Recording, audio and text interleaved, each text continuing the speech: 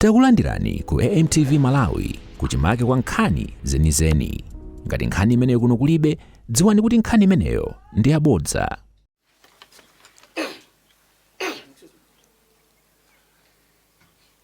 Would like to welcome you, Moses Takoma, to the inquiry being conducted by the ad hoc committee of Parliament, which is investigating the plane crash that took place in Tungwa on 10th June 2024, which led to the loss of lives of the former Vice President, Dr. Klaus Chilima, who was your acquaintance, and 8 others. Our session this morning is live on Parliament TV, and the link is being provided to other media houses. Also, just to inquire from you how you would like to communicate in this session, English or Chichewa? Honorable Chair, both English and Chichewa. Thank you very much. With me are members of the ad hoc committee that are seated on the right-hand side and members of the Secretariat on the left-hand side. So we will start with formalities, with self-introductions, with members of the ad hoc committee on my right. Members? Good morning, Honorable Chairperson. My name is Mpatso Jones Boti. I'm a member of Parliament for Lilongwe Mude constituency. Thank you. Thank you very much, Chair. My name is Felix Njawala, Member of Parliament for Mwanza Central constituency. Thank you. Through you, Chair, my name is Dairis Moses Mbengo, MP for Ncheuzo Zimbai constituency. Thank you. Zikomo kumpando ine ndi Gilbert Konyongwa, phungu wa nyumba ya malamulo kuchokera kumpoto kwa Mulanje. Zikomo kwambiri. Through you, Chair, my name is Dumisan Nindani, representing the people of Zomba Tondwe constituency and a member of this ad hoc committee. Thank you. Mawabuno Chair, ine zina langa ndi James Mpunga kuchokera ku Zomba City South constituency, kumaso ndine Vice Chair wa committee imene. Thank you, Honorable Chairperson and all honorable members. My name is Joseph Manzi. I am the Deputy Clerk of Parliament responsible for procedural services, and I am leading a team of the Secretariat that is supporting this ad hoc committee on the inquiry. Allow me, Honorable Chair, to allow my colleagues also to introduce themselves. Honorable Chairperson, I'm Longani Kabich, Chief Clerk Assistant in the Secretariat. Good morning, Honorable Chairperson. I'm Tile Likomwa, the Head of Legal Services. Thank you. Good morning, Chair. My name is Ephraim Maipopo from Parliament Secretariat. Thank you. Good morning, Chair. My name is Patrice Nkono. I'm a consultant with the Secretariat. Good morning, Honorable Chair and all members. My name is Suzy Okonga, Parliament Secretariat. Good morning, Chair. My name is Alfred Mangani, Parliament Secretariat. Good morning, through you, Honorable Chair. My name is Annie Kanyangalazi, Parliament Secretariat. Honorable Chairperson, my name is Charles Makarani, Parliament Secretariat. Thank you. Chairperson, good morning. I'm Opide Polepole Ali, Parliament Secretariat. Thank you. Honorable Chairperson, my name is Sipi Wekomwa, Parliament Secretariat. And I'm Walter Nyamilando Manda, the Chairman of the ad hoc committee and a Member of Parliament for Nsanje Southwest. Mr. Moses Takoma, you're appearing before the ad hoc committee as an acquaintance of the late Vice President, Dr. Klaus Chilima, whom you interacted with shortly before he left South Africa in June 2024. You are expected to provide contextual evidence regarding the late Vice President's final engagements, his state of mind, any discussions that took place, and other observations that may assist the committee in reconstructing the events leading up to the accident. Although you were not directly involved in planning or authorizing the flight, your testimony may offer valuable context capable of corroborating or clarifying information received from other witnesses about the Vice President's final movements and decisions. You obviously received a summons, and that's why you're here, and the summons were very specific. We would like you to respond to your summons by giving your testimony under oath. So may I request the Secretariat to administer the oath.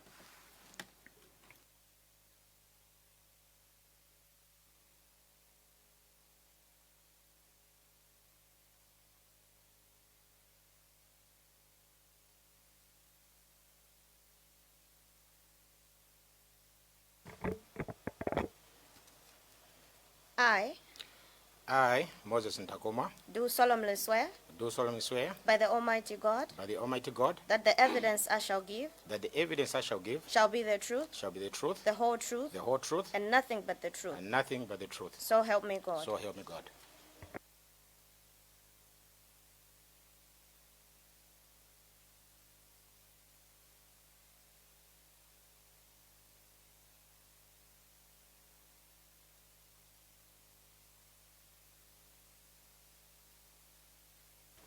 Mr. Ntakoma, we appreciate your cooperation and your presence this morning. You obviously came prepared for your testimony. The floor is yours on how you would like to make your submission. Thank you so much, Chair and honorable members. I think first of all, let me point out that the summon I got and what you've read out are totally different. So what I'll do, I'll just go through my summon, and if there's anything, you ask me after my submission. Exactly, that's what will happen. Members may seek clarification or further information or gaps that are not there. So there will be follow-up questions. Thank you. Chair. Honorable Chairperson and members of the committee. My name is Moses Ntakoma, and I'm an IT specialist. I own and work for Datacom Limited, a company that provides IT services and solutions. I received summons from the Malawi Parliament to appear before your committee and provide information relating to the Chikangawa plane crash. Below is what I have been asked to speak on. The role I played in the planning of the late Vice President's travel on 10th June 2024, and any information that I believe may assist the committee in the inquiry. Honorable members, I'll start by giving you a brief background of my relationship with the late Vice President. I met the late Vice President around 1988, 1999 in Nyambadwe, where I would go to spend holidays at my uncle's place, who used to be neighbors with the late Vice President. The late Vice President and I shared a passion for basketball. We recruited a few more players and started a team that trained at Blantyre Girls Primary School. Honorable Chairperson and honorable members, my relationship with the late Vice President lived on until we moved to playing golf. We spent time together on the golf course and off the golf course. He is still my friend. Role played in planning of the late Vice President's travel on 10th June 2024. Honorable Chairperson and honorable members, I want to make it clear here that I did not in any way have a role in the planning of the late Vice President's travel on 10th June 2024. Honorable Chairperson, Monday 10th June 2024 is the day I was leaving South Africa through OR Tambo International Airport. When I boarded Malawi Airlines flight that was departing at 12:20, I sent a WhatsApp message to the late Vice President informing him that I had boarded and that I would go straight to his residence if he would be available and free. But the message gave me only one tick. Upon my arrival at Chileka and Blantyre, I switched on my phone to check if the message I sent had gone through, and that if it had been responded to. I was surprised to see that the message had still not gone through, but instead, I had a lot of messages and missed calls from friends. I decided to return Captain Charles Massey's call first, and the conversation went as follows. I said, "You called me." And he responded, "Yes, ndimafuna ndukuuze kuti ndege ya bwana yasowa." And I asked, "Yasowa amapita kuti?" And he said, "Kumaliro Araf." I said, "Yasowa nthawi yanji?" And Captain Massey said, "Around 10 a.m. To which honorable members I responded that this is not good. I said this because when I checked my time, it was 14:36 p.m. This was approximately 4.5 hours after alleged missing of the plane. Honorable Chair, I then called Madam Mary Chilima at about 15:08 p.m., who asked me, "What is this I'm hearing?" I responded that is why I was calling. I have just arrived in Blantyre, and I will come straight to your residence when I arrive in Lilongwe. When I go to Lilongwe, a friend of mine drove me straight to Madam Mary Chilima's residence, where I found her with a few of her close relations having mass virtually. I joined the mass to the end. Honorable Chairperson and honorable members, after the mass, I asked Madam Mary if anyone had come to officially brief her on the missing of the plane, and she said no. I then called Major General Kondwan Kalino, who by then was Brigadier General, who was surprised to learn that Madam Mary was on the plane, was not on the plane. He advised me to call Lieutenant General George Jaffu, who then was Major General Jaffu, who was equally surprised to learn that Madam Mary was not on the plane. General Jaffu then advised me that the Honorable Moses Kunkuyu was going to handle that. After a while, someone came and informed Madam Mary that she had some visitors, who later I came to learn that it was Honorable Kumbize and the then police IG. Honorable Chairperson and members, I then decided to go home and rest. And since I had no transport, Miss Gloria Kantukule, who was Deputy Guard Commander of the late Vice President's security detail, offered to drop me home. As soon as I got home, I received a call, and that was around 19 minutes past 8. I received a call from Major General Johnny Sonti Jr., retired. When I picked the call, he said, "Mose, Pepani for the loss of your friend."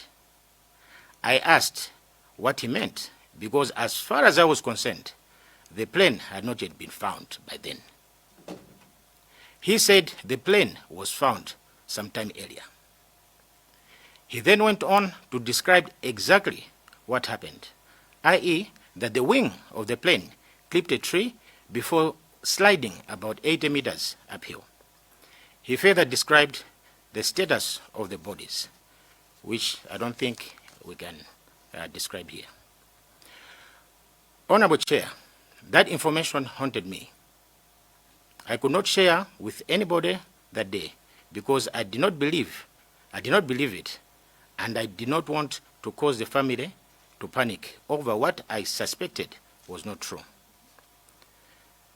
The following morning is when we heard the formal announcement from the state president confirming that the plane was located and regrettably with no survivors. Honorable Chairperson and honorable members, I submit.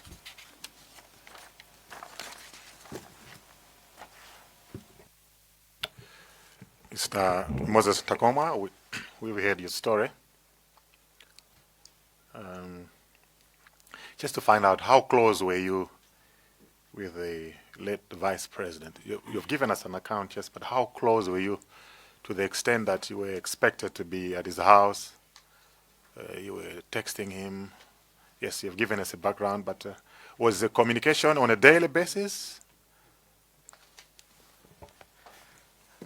Honorable Chairperson, I spent almost every day with the late Vice President. Every time he was free, he would either invite me at his house, he would come to my house. So we spent a lot of time together.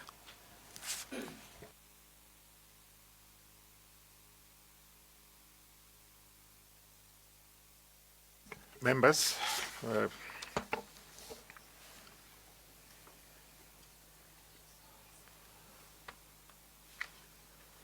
start this side, we go this side. Zomba Tonda. Ziko mwambiri chairperson. Kumanso morning bwana Takoma. I think mundrole ndi ame ndikupepesa mene zikumvekera muzikuoneka kuti Chilima Malemu anali anzanu kwambiri. Mzimu wawo dzausa mtendere. Ndimafuna kungotsimikizira information chair, information ikundonekera kuti yamveka koyamba. Koma ndiyamba ndi mukunena kuti tsiku la ngozi limene lachitika ngozi past 8 wa madzulo umene uli usiku wa tsiku la ngozilo mwatchula msilikali a Johnson kandamva bwino ndi amene anakuwuzani kuti akukupepesani kuti mwaluza anzanu a Chilima amene anali vice president. Komanso inu munali odabwa koma simunawuze alese chifukwa simunakhulupirire kuti nzoona. Nde mutadabwa munanena kuti ananena moonjezera kuti munafunsa kuti mesa ndege yasowa chabe osati kuti yapezeka, ndipo anakutsimikizani kuti ya ndege yapezeka akuti inagunda mtengo, ndipo anthu onse anali mmenemu amwalira. Nde cheya ndikudabwa chifanira kuti kamene kandikoyamba kuti timve kuti ndege inapezeka tsiku lomwelo, komanso mawa lake kutacha sikunalengezedwe mmamawa. Dziko lonse timapatsidwa chithunzithunzi ngati ndege sinapezekebe, mpaka na anthu amene amayang'ana ndege imeneyi mongoyang'ana mwina ngati kuti the actual search atayipeza ndege imeneyi chamma 10 koloko. Kunthawi za soti cheya mukakumbukira kulengeza kuti ndege yapezeka kumachitika 10 koloko itapitilira. So ndimafuna mungotsimikiza kuti mmene munayankhula ndi a Johnson mawa zitazapezeka kuti zomwe anakuzani usiku wa dzulo zomwe inu mmakayikira zitapezeka kuti zonse zichamanena zichazatsimikizika. Munapezanso kuyankhulanso ansontiwo kuti mwina muve information ina yowonjezera.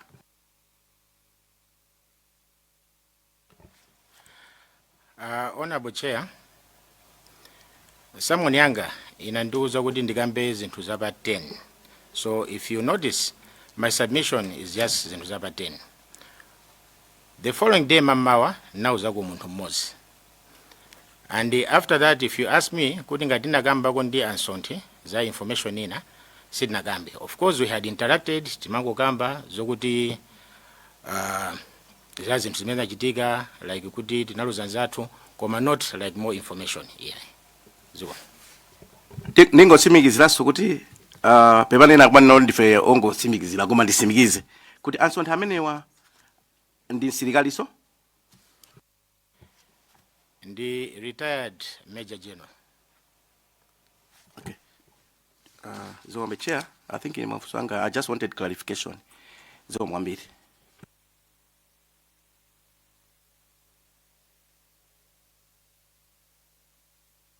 Keep your supplementary. I'd rather go on the next one. Thank you, Chair. Ineso ningo joina Zomba Tondwe kupereka chipepeso ndimene munaluzira nzanu kwambiri. From your submission, it's very clear kuti the two of you were very close. Mena nenera Zomba Tondwe kuti ndikoyamba narrative imene mwatipasa panopa kuti ino munaziwisidwa siku lomwelo. Then mafuna kungofunsa kuti kodi pa nthawi yamakuziwisani Major General Nsonti retired anakuziwisani kumene information anaitenga yonera kuti ndege ija yapezeka anthu onse amwalira ndipo inamenya mtengo exactly mene tinazazidziwa afterwards. Muna afunsa hapo kuti kumene information imene anaipeza. Honorable Chairperson, as I said, poyambira sinakhulupirire. Even adanduza nkhale zimandija muntima komabe sinakhulupirire, and I did not see the reason why ndifunse kuti mwamva kuti. Because at that time already, you know what, I was already broken as well, I was disturbed.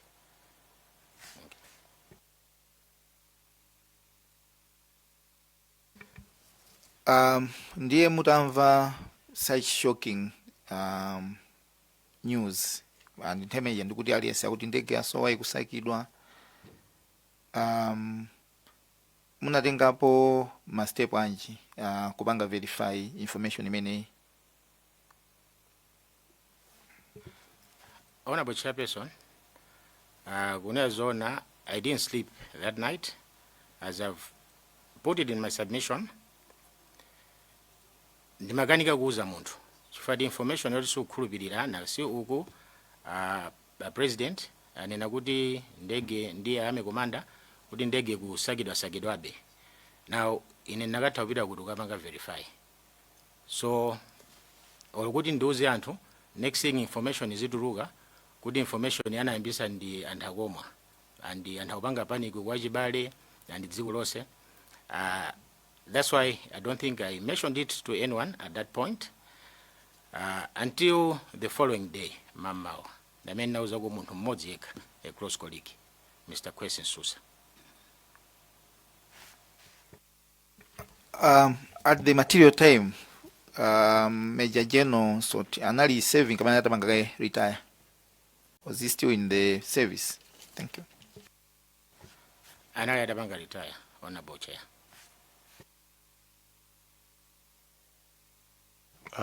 Chair Unzonzimvai. Thank you so much, Chair, for giving us chance to ask a question to Mr. Ndankoma, but all the questions has been tackled by Mulanje North. Thank you. Mwanza Central. Chair, zikoma kwambiri. Mundilole ndipange declare kunena kuti Mr. Ntakoma is a close friend. Timakhala limodzi nthawi zambiri kunyumba kwa Malemu a Chilima. Ndiye ndifunsabe mafunso ngakhale zili choncho. Timafuna kuti pamveke bwinobwino kuti kodi mmene information imatuluka pa 11 ya mmene malo angozi amaonekera ndi zimene munamva pa 10 kuchokera kwa General Msonti retired zimafanana.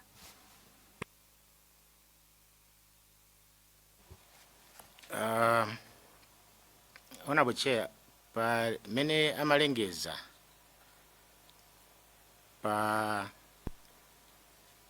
11 sana lengeze mene zinachitikira and ngati information imene nayo.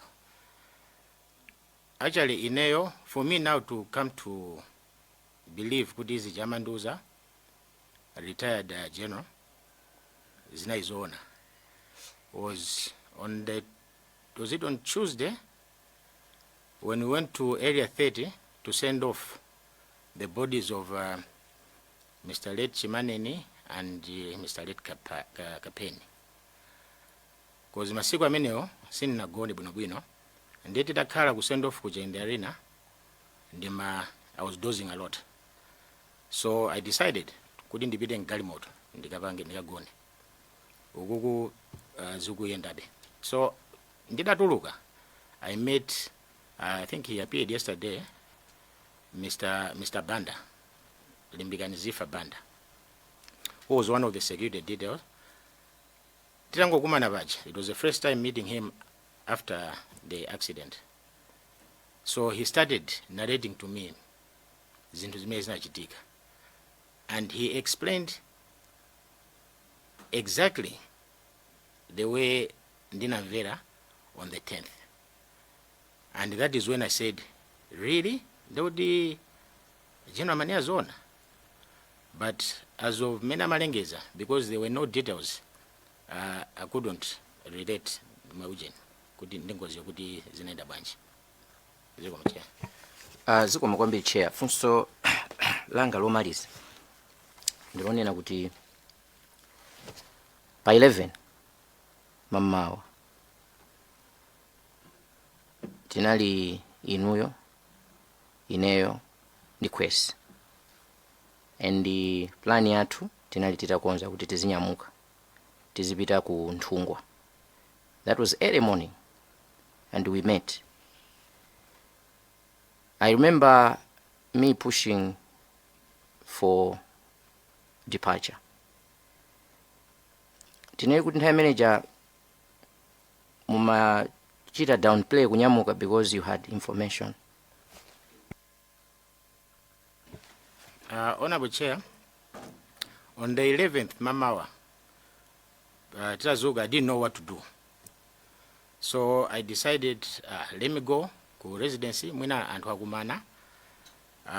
Tigaone kuti if there's new information. That's when Mr. Question Susa called me. I'm just leaving home.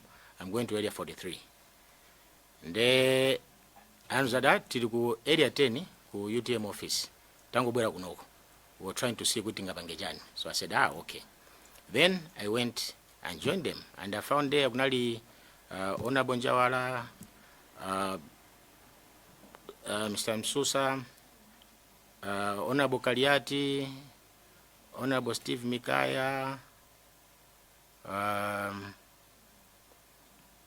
Honorable Vera Gantukule, I think joined. Kunali antunditu wagulu.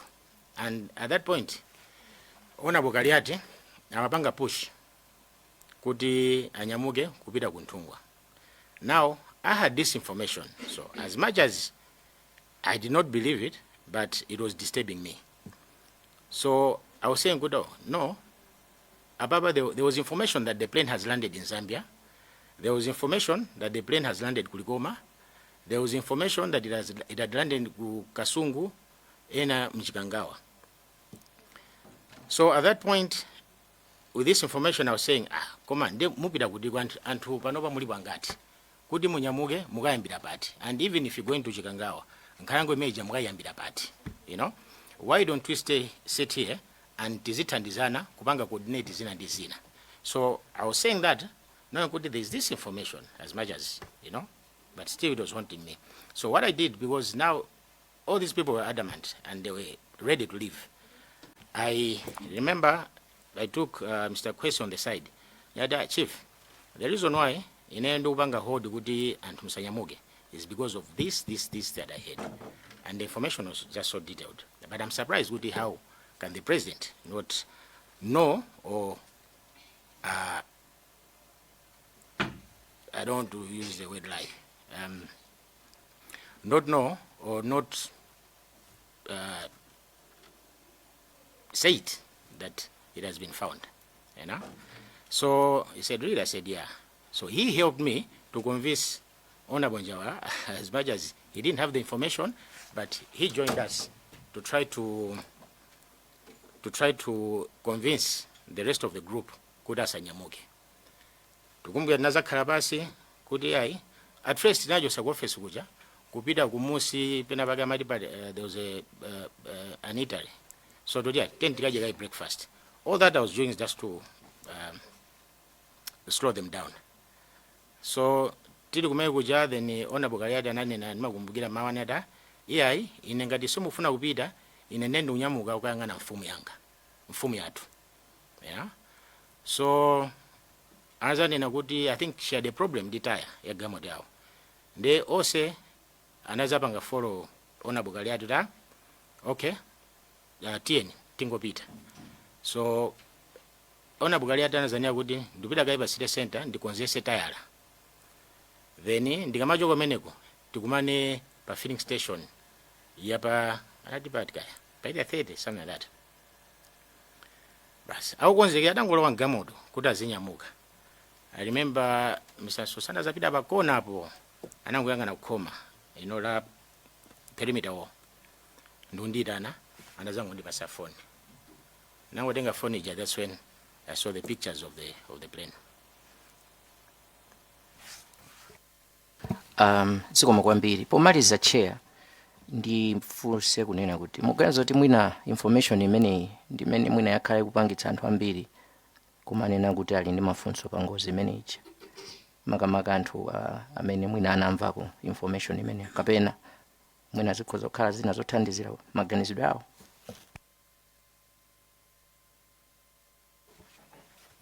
Honorable Chair, Honestly, I don't know how many people know had this information, and I don't think I would really be able to think on their behalf.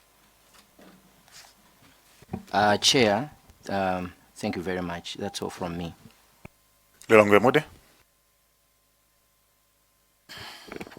Zikomo kwambiri chair. Pepani kwambiri Ntakomwa chifukwa choluza nzanu kwambiri amene munamudziwa kalekale nonse muli ana. Ndimafuna choyamba chair ndipemphe kuti amene Major General Nsonthi retired mwina ti abwere kuti tidzafunsenso mafunso. Koma Ntakomwa ineyo ndimafuna ndidziwe kuti dziko lino lakhala 2 years mpaka kuyambaso commission iyi, chifukwa chonena kuti pamakhala information yokhala ngati kuti ngozi iyi ili ndi mafunso ambiri. Ndiyeno mwina ndifunsekaye choyambirira kuti kodi munawerengako BFU report kapena Commission of Inquiry reports? Honorable Chair, inezonse sinawerengea. Chabwino. Ndiyeno ndikufuna ndifunse kuti nthawi yonseyi tonsefe takhala tikudziwa kunena kuti chifukwa choti zimene tinauzidwa kuti ngozi iyi discovery inachitika pa 11, ndipo wina aliyense mpaka mmawa uno timadziwa kunena kuti discovery inachitika pa 11. Nchifukwa chani inuyo simunabweretse information yofunikira ngati iyi kwambiri yoti inakatha kuti masula mwina mbuyo monsemu mpaka kufikira tsiku la lero? Chifukwa chani munaganizira kunena kuti mungochisungabe mumtima mwanu? Honorable Chair, sindozowa kuti mafuna di information ikandipirisa kuti. Chair, Malawi yakhala ili pa crossroads, ndipo information iyi ndikudabwa kuti ngakhale anjawala ali apawa amene akhala pa TV mwinanso kukhalanso pa ujeni nkumafunsa mafunso ambiri kuti kodi zinachitika chifukwa chani sanauzidwe. Chifukwa adakauzidwa kunena kuti so pali information iyi imayenera ituluke kwa Malawi onse. Ineyo ndikuiona kunena kuti ndi information yofunikira kwambiri imene mayenera ndi tumuti gawire. Point of order, Chair. What's going out of order? Maybe because he mentioned my name, I wanted to respond.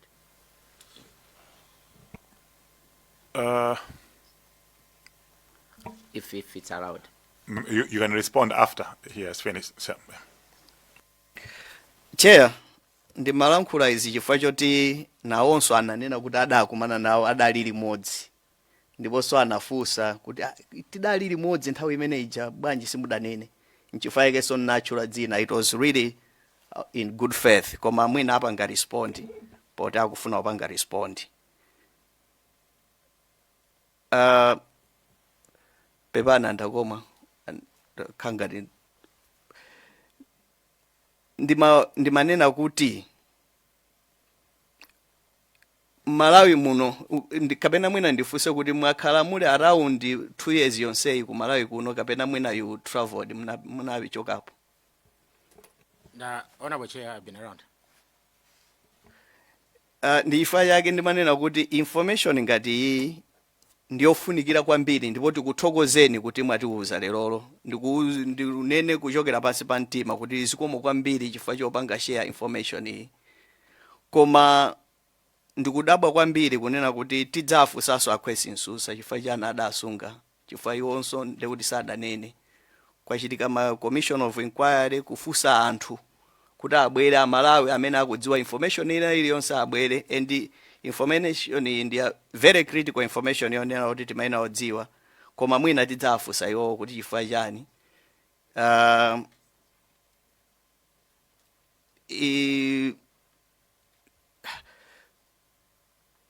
Sindikufuna ndifunsenso kachiwiri kuti chifukwa chani simunanene, koma it's a concern chifukwa chonena kuti dziko la Malawi lapanga hang on these things, and the information ena kabwera mofulumira idakatithandizira kwambiri ngati Malawi, koma ndingonena kuti mwina tidzafunsanso Major General Nsonthi retired kuti adzatilongosolere. Chair, ndikukanika kufunsa bwinobwino, zikomo kwambiri. Mene mabwera kuti mwaandra masamoni mukuzapanga testify. Munaziwisa Major General Nsonthi kuti mukubwera kuzapanga testify. Ndipo did you seek his permission kuti mukoza fotokoza nkhani mene iwo anakuza? Honorable Chair, yes, I did. When I was summoned, I called him and I mentioned that I'll be under oath and I'll have to say the truth. To which, even before I finished, he said, he was your friend. If you want the truth, you have to say the truth. Yesterday, I got a call, Mazulo, kunduza kuti nthawi yanga yasintha, from 2 p.m. to 8:30. I called him last night at around 10 p.m. And I said, Chief, nthawi yanga yasintha, I'm going at 8:30. And we had a discussion and he gave me his blessings. Kusonga iwo ali ready kubwera kuzapanga testify zimene iwo akudziwa. Osati zimene anakuza njabe, komanso zina zimene iwo akuziwa ndi kumene anaimvera nkhaniyo. Honorable Chair, zimene sinakambirane. Koma ali ready kubwera kuti azayikira umboni. Honorable Chair, imene sinakambirane. Tathokoza kwambiri.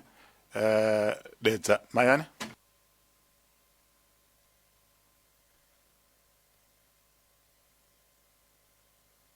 Okay, Mr. Njala, you probably want to clear.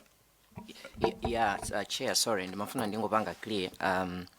Mene anayikambira nkhani mene ndinafunsira funso ndinaona panasiyana pang'ono. Honorable Lilongwe Mude ananena kuti ndinafunsa kuti bwanji simunandiuze. That's not what I said. Ndinanena kuti nthawi imene ife tikupusha kuti tizipita tikayang'ane. Maoneka kuti mapanga downplay uje my efforts athu. Kapena tinene kuti ife kuti munali ndi information imene funso langa linali lotero. Sindinanene kuti bwanji simunandiuze. So ndimangofuna tichite clear, Chair, pamene popo. Thank you. Mwina ndizovota kupanga ni cross examine Njala. Komano Msonthi a commission yana kuitanani kuti mukafotokoze mbali yanu. Kapena did you attempt kuti mukapereke report ku Commission of Inquiry? Honorable Chairperson,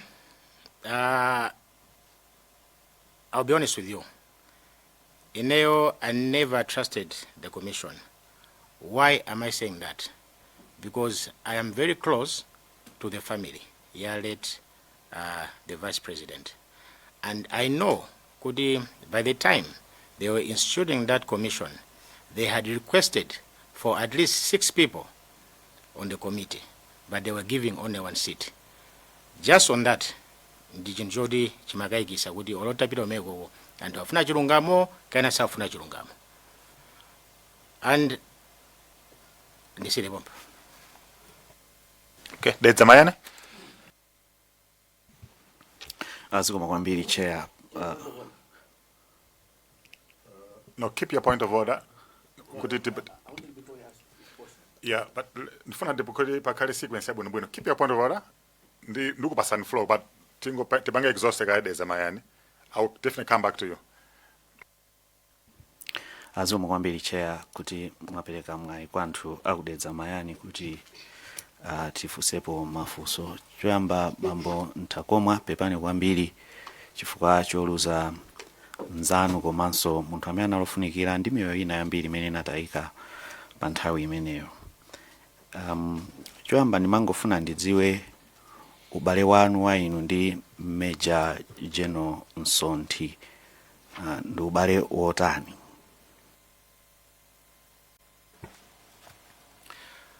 Major General Nsonti retired.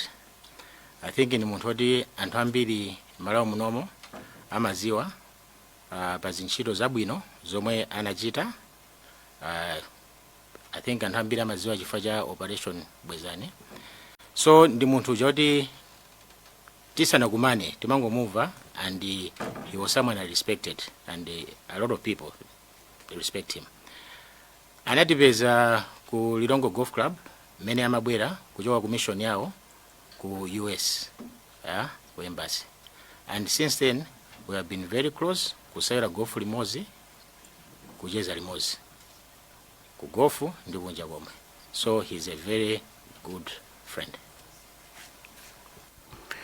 Okay, ndibwerereso ndingofuna nditsimikize za ulendo wanu umene mumachoka kunja.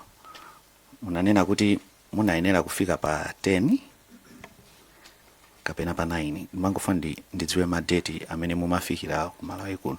Mangofuna mutanditsimikizira. Honorable Chair, nafika pa 10. Okay.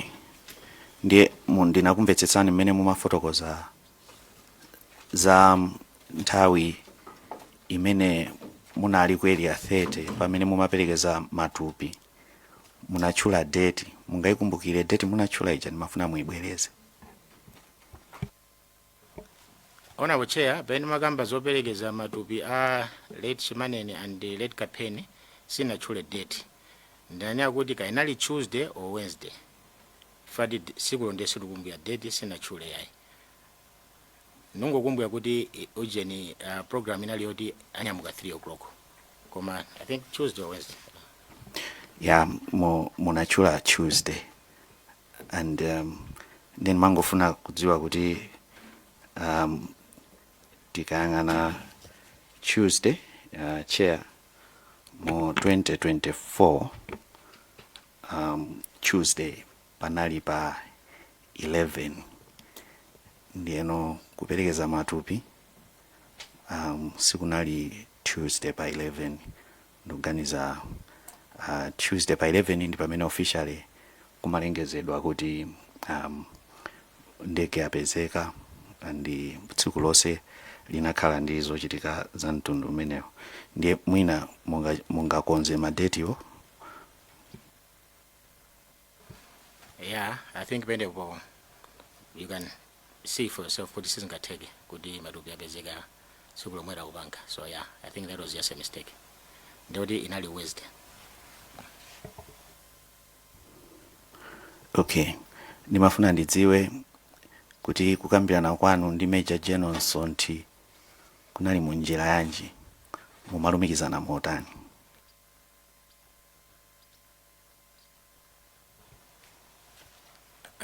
Honorable Chair, as per my submission, I got a call. So ndoti panaiba phone. Phone imene munkagwisa ntchito ilipo be, ndiye ndikunena zimenezo chifukwa ena at least amatonetsa makologi kangati panali ma message zimenezo amatipangira submit. Muli nazo za mtundu umenewo kuti tingopanga verify masiku? Honorable Chair, phone imene I use nthawi imeneyo ndimene use mpaka panopa. I tried to go kuti tione ma colleagues koma I think inachoka hapo ifajo landira mafoni ambiri, and I don't know if there's a way yoti pa phone ipo umatha kupita 2 years back kuti ubeze maujen ma colleague, but I'm sure we can always get them from Airtel. Koma yaujen ya nthawiyo, because I think I mentioned nthawi and I think I was specific. I hope my memory is serving me right, because the following day I kept on looking at the time imene under phone. So nimakumbukira it was 19 minutes past 8. Nditasoka kuti enda wisa ifati nalo baliga. Koma I think imene mabanga ifati, I was referring to that call a lot. Mangofuna muitsimikizire committee kuti inali normal phone call or osati WhatsApp or njira ina? It was a straight call. Chair, ndi mangofuna kuti ndumboni atipasa ubwanawa I think komiti ino ili ndi mwayi oti tithawafusa anzathu azofufuza kuti mwina tione titapeza umboni umene chifukwa ndingopeka chitsanzo cha Dr. Skwese mmene anabwera kuno anayesetsa kutionetsa kuti timakambirana izi and anabweresa makologi ndi zina zotero malingana ndi mmene nkhaniyo inayendera. Komano nangofuna ndibwerere pa fundo yomwe ija kuti iwowa ananena ku komiti ino kunena kuti amaganiza kuti mu statement yawo yoyamba ananena kuti Tuesday ndi limene amaperekeza matupi. Ndikungofuna kutanthauza kuti matupiwo ngati amaperekezedwa sinene wakhala Tuesday chifukwa Tuesday ndimene matupi anafika kulilongwe kuno and anafikira ku mochari and ndikamba zimene zifukwa chongonena kuti nanga si ndi nyengo ndiyovuta nthawi zina mwina ka chronology of events mmene zinthu zimayendera nthawi zina munthu utopezeka kuti ukuchula za pa 11 malomwa za pa 10 ndi zina zotero koma sindi kuti wakulakwisa koma ndi zimene akudziwa koma nafunisisa kuti patakhala kuti zimene zozo zipezeke evidence ngati mwina mmene anthu ena anachitira komanso nditha kupempha kuti pamene anzathu akuchita zimene zozo pochita kafukufuku ameneyo amene adzikachita kafukufuku wa mtundu umenewo wa nthawiyo mwina mamembala awiri a komiti ino kapena atatu azakhale involved cholinga tikaone kuti akutenga zinthuzo mujanifu nthawi ino ndi ya technology sitikufuna kuti so zikamakachitika pazakhale kukayikirana kwina ndi zina za mtundu umenewo.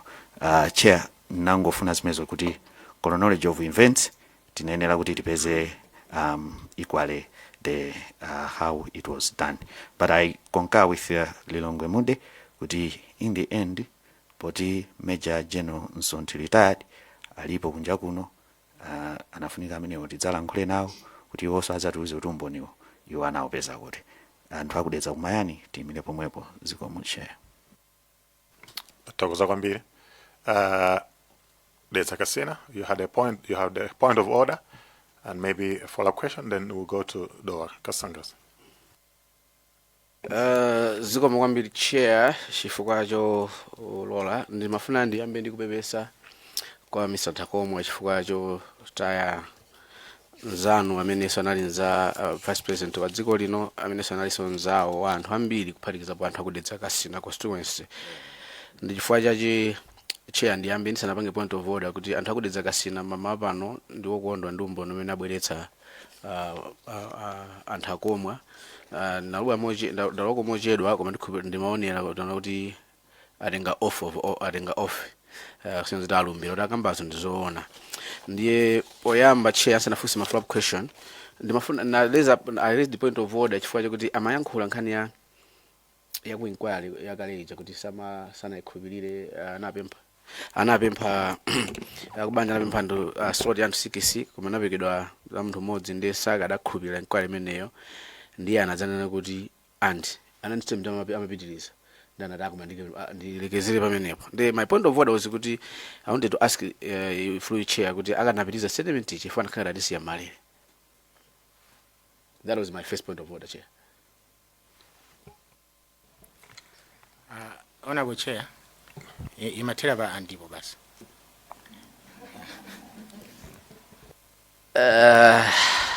Chabwino Chair. Tedi sedi pamene bobo dati umatera ba andipo. Kadi mazuri maybe sente simatera nindi mchichewa alo mchizungu sitera andi.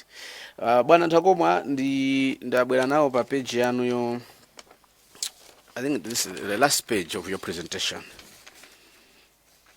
Ndimavetsera bwino lomwe ndachoka ku airport transport imene anakupatsani Miss Gloria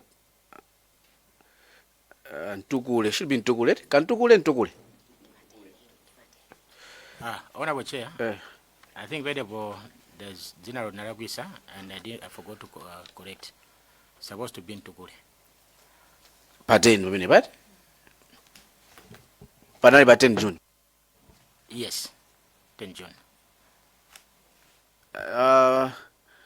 Transport imene anakupatsa kuchokera kuti ayali basa transport kuchoka ku residency kwa Madam Chilima ku area 43 kukandisiya kunyumba kwanga ku area 43. Chabwino. Ndinamvapo za misa kuti munachoka ku airport munapita ku misa. Ndimamva za mapemphero a misa. I was following you. Misa munakapanga nthaza? Honorable, I think in the similar because Menda Ikira Umumu, Danyaguti, from the airport, I went straight to the residence. And did I figure me go? Dinapeza. Sorry. You address through me? I think presentation yao pali page imene ikusowa. Yes. Umumu. Koma po yankhulo po werenga zonse. So maybe can I ask him a secretary just to fill in there's a last part 1 page. Imene ikupanga misa. Okay? But koma wa photo goza za masi ananena chili chose ananena. It's just the page yo ikusowa. Okay? Yeah. Nathokoza kwambiri chair tudigira zimenezo. Munandira phone 8 kwa Major General Nsonti Junior retired. Imina makupepesani chifukwa chakuti ayanzanu. Chair ana nafusa kale nalemba poti mina tatigera screenshot kapena ecologio ndani node alibe. But the chair this committee has the powers kuti tikhoza kwalembera zatu. Mwina chimeti kanapempha poti phone ndiyo mweyo. Number ndiyo mweyo. Yes, Honorable Chair. So chair maybe akamajoka get a phone number ya on ya Major Nsonti so that we could write the service providers so that we can share the call go that day. Mudankhola ndi Nsontiwa. Anakamba chili chose kuti composition issue kamba chili chose apa. Ndifa ndive kwa inu yomwina. Anakamba chili chose kuti musauza aliso tenga kuza niwo. Honorable Chair, sana ndoze zimenezo. So it was just you deciding good information akuza na Nsontiyo sana di musaulule inali ya open ndi anango munangoganiza ndi musaulule kwa aliyese basi mungo isunga information for 2 years. Honorable Chair, the fact that Mina Sina video Ganya police, that means that doesn't mean Kudisina was aliyese. As I said, Kudimama wao ndina uzanzanga I'm Susa. Because I didn't want Kuti to cause panic. I didn't trust the information. In the 2 years, I've been discussing it with a lot of people. Made Makala, Takaruga Bandiato. Chair, the past 2 years, we discuss it. Here is a nation at crossroads. Zigo, Sugomene Ojali, yes, Sadagone, Sidukuzudu Kajani. Mwalandira phone 8 pateni. Munaka gona osauza ndi munthu modzi. You only decided kwa auza anzanu mwade ansusa kaendani the next day pa 11. Kuti munalandira phone dzulo. Nzime muduza committee muna? That is true, Honorable Chair. Any reason? Chifukwa chimene munakazoti mwandotenga simafuna panga share ndali yese ansundi sana guzi ndi musabise. Inu munangazoti mubise ndinuyo? Yes, Nageza and Bisendine, 1. 2, as I've said, I did not believe, I did not trust the information because at that point, the president had not announced. Anani Nagudi Awanganabe. Now, information ngadimene hii. Nduguimva gugu, uwa president Awunena Zina. Who would I believe? The president, Kabena Montuna would get information. So I thought that maybe Digauzanto, I can cause panic. So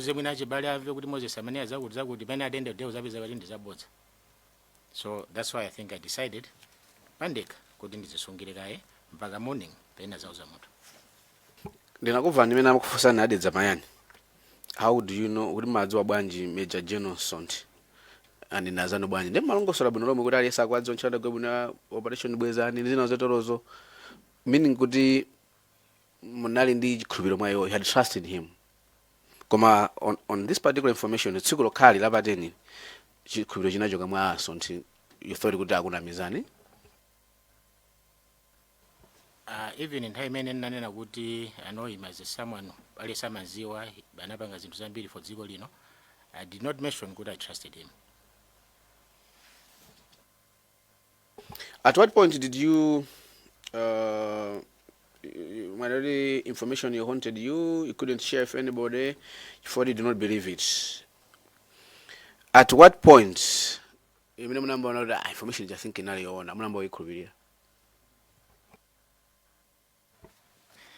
As I said, Honorable Chair, naza ikhulupirira tidapita kukapanga send off the bodies of late Mr. Jimanen and Mr.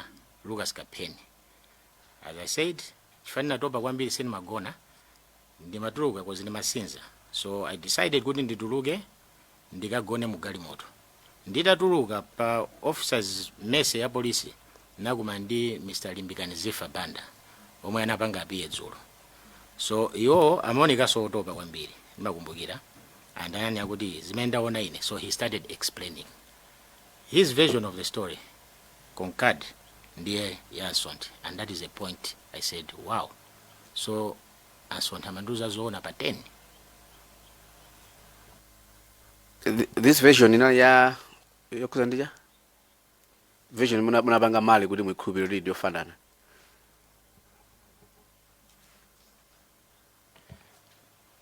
Yandegeyo Honorable Chair. Amakufusa akudedza mayani, sorry. Nkhani your chair, I will leave to the inquiry and the inquiry report, and in the page 62 I will spill over to page 63. Yes, I think in the page 63, 62, 63. Makaperekeza matupiwa mwenda tibwerezeso tsiku ja anakuza kuti Tuesday ndimene inapezeka pa 11 ndiye munati ayi ndoti khali lachitatu pa 12 limene lili pa 12 kuti ndimene maperekeza matupi Achimanen ndi Kapeni nava bwino ndoti pakwena kha Wednesday I think. Ya munachora ndi Wednesday awa anakuza ndi Tuesday ndimene matupi anapezeka ndiye munanena kuti yes ndoti khali lachitatu ndichonje. So ono bane kumbukira ndungo yesa upanga recall, but I think it was Wednesday. Ndimakumbukira di 3 o'clock. Come I think it was Wednesday.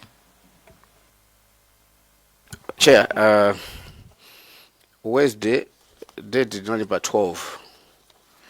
The report I'm referring to, Chair, Commission of Inquiry Report 62. The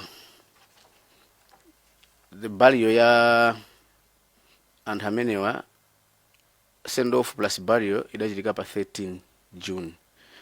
For example, page 62 your chair, Bridge C, ikukulongosola kuti Assistant Commissioner of Police Kapeni burial was on 13th June at Sante in Kasungu, which was, if you check your calendar, Chair, it was on Thursday, not Wednesday. Because 10th and 11th anasa nabalize kupanga zinthu zotorozo zama autopsy. The burial of late Inspector Jimanen in Super 13 June, Chair, ku Makwaule village in Nchisi district. The burial ya Major ceremony in April 14. It was on Thursday, not on Wednesday. Honorable Chair, I think ndani nakangapo kuti on the days, I'm not really sure. Dokumbukira 3 o'clock program imayamba 3 o'clock. The exact date takadi ndilagwisa because maybe I cannot recollect bwino. And china ngani mwina litakhala kuti ndi Wednesday because ndikamba za send off ineso ino mukamba za burial. So ngadala banga send off kupanga burial siku lomwelo, I don't know. Chair, it was, I think, the evidence, even the widows anabwera, the bodies and Hamenewa amatenga tsiku lomwelo ndikuweka tsiku lomwelo, if you remember. There was anabe mwayoda anagona nawo ma bodies yokwao. That's why I was putting to you kuti anthu ananyamulidwa uno pa 13 and anagegedwa tsiku lomwelo pa 13. Okay, Honorable Chair, as I've said, don't quote me on the day. You can quote me on the time because that I remember. It was 3 o'clock the program. Chifanacho kwa area 12 ku residency kupita ku area 30. On the day, whether it was a Wednesday or a Thursday, and I haven't been clear, and I think I've said it. Whether it might be Tuesday or Wednesday, or it can be Thursday, I am not really sure on the day. So can we undertake just he's ready, he's keen kuti date ilo tilisinthe likhale date lenileni. So I think as our responsibility secretariat ndi mareko zamene now tipange reflect the actual date kuti report yawo ikhale consistent zimene zinachitika. He's admitting kuti confusion on the date. He's not too sure. So let's move on to the next item that you want to ask on. Desakasina. Because you also asked the same question. Yeah. Okay. Yeah. Chair, ineyo ndi kutsatira kwambiri za masikuwo chifukwa masikuwo ngamene akusintha nkhani. Neno that is why issue ya madetiwo tikuyenera kuti taike m'malo mwake moyenerera, and that is why we need to make sure kuti tikugwisa ntchito masiku ofanana. And pota kufusa adedza kasina ndi mangofuna kuti atatsimikiza kuti mwina iwo apena akuphonya madeti malingana ndi mmene akuonera apapa. Mangofuna angotsimikiza pamenepo, sindunena mu nkhani yonse koma angotsimikiza tentatively kuti mwina nkutheka madeti ena akuaphonya monga mmene zaonekera apa. Zili choncho bwana? Honorable Chairperson, ndanena kale zimenezo kuti I'm not really sure on the day. So I think that answers your question. But are you sure by day imene mona yankhulidwa ndi Amsont? Because yonso ni nkhani ina. Are you sure kuti tsiku limene mona amvalo linalidi pa 10 kapena pa 11? Can you be firm on that? Yeah, so Honorable Chair, my submission ndi apa 10th. So ndapanga so verify because I knew good my submission ndi tsiku la pa 10th. Zina ziza uje ni send off or whatever, I did not go back kubanga check kubanga verify my dates. So that's why I'm not really sure. On this one, I am very sure that it was on the 10th at 19 minutes past 8. Chair, Shabwino, ndawerengaso presentation yani page 1 and imene munalongosolera muja makamaka page 2, how you met the late vice president and how and mmene munayankha so kuti munali ngati family ndi Malemu vice president athu Dr. Saulos Klaus Chilima anala best friend anu komanso munali ngati family mwanena choncho ndi choncho? Zona. Ndibwelelabe Chair, I'm still not convinced mwina akandiyankha funso lili. I will have one question but I will rest for now. Best friends wanu ndega kuti yasowa makambura a president analengeze koma muli information vital ina wakuimbirana akupepesani za maliro and you still not believing it, nkukagona from 19 past 8 mpaka the next day 6-7 hours later mene makomana ndi mwina asusa kandi ndani kwauza.